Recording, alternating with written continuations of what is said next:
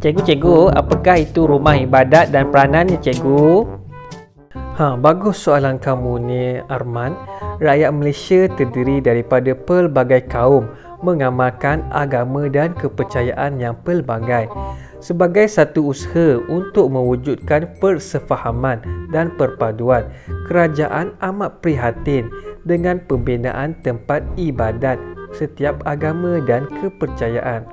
Tempat ibadat ini juga berperanan untuk menggalakkan penganutnya berhimpun bagi mendengar penerangan tentang ajaran agama dan kepercayaan masing-masing.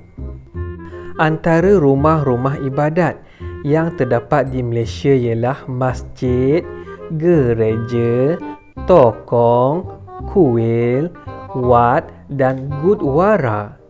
Cikgu, boleh terangkan adab di rumah ibadat ya, cikgu? Bagus soalan kamu tu, Sing. Kita perlu mengetahui adab, pantang larang dan peranan rumah-rumah ibadat kaum lain bagi menunjukkan rasa persefahaman antara kita. Selain itu, kita tidak boleh mengganggu individu lain ketika mereka sedang beribadat. Cara ini dapat menunjukkan sikap prihatin kita terhadap kaum lain. Okey, yang pertama, adab di rumah ibadat orang Islam. Okey, ketika berada di masjid, kita hendaklah memakai pakaian yang bersih, sopan dan menutup aurat. Yang kemudian menanggalkan kasut sebelum memasuki masjid. Seterusnya, menghormati jemaah yang sedang bersolat. Maksud aurat ialah bahagian tubuh yang tidak boleh kelihatan atau wajib ditutup. Seterusnya ialah agama Kristian. Etika semasa berada di gereja. Yang pertama, mendengar ucapan paderi dengan senyap dan hormat. Yang kedua, memberikan sumbangan ikhlas. Yang ketiga, tertib dan bersopan. Yang ketiga ialah agama Sikh. Etika semasa berada di gurdwara. Yang pertama, menanggalkan kasut sebelum masuk ke gurdwara. Yang kedua, berpakaian sopan dan menutup kepala semasa berada di gurdwara.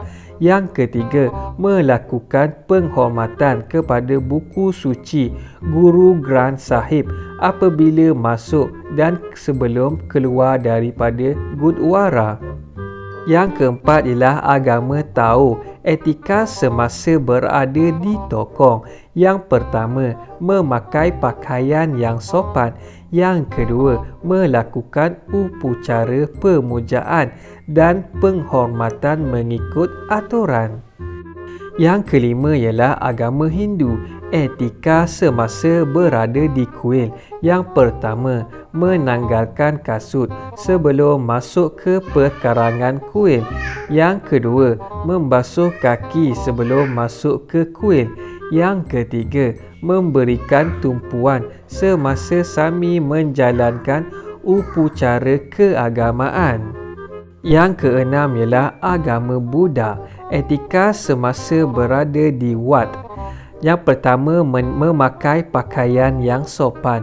Yang kedua, menanggalkan kasut sebelum masuk ke dalam wad. Dan yang ketiga ialah memberikan tumpuan ketika beribadat. Okey murid-murid, terdapat juga amalan tertentu yang tidak dilakukan di rumah-rumah ibadat khusus.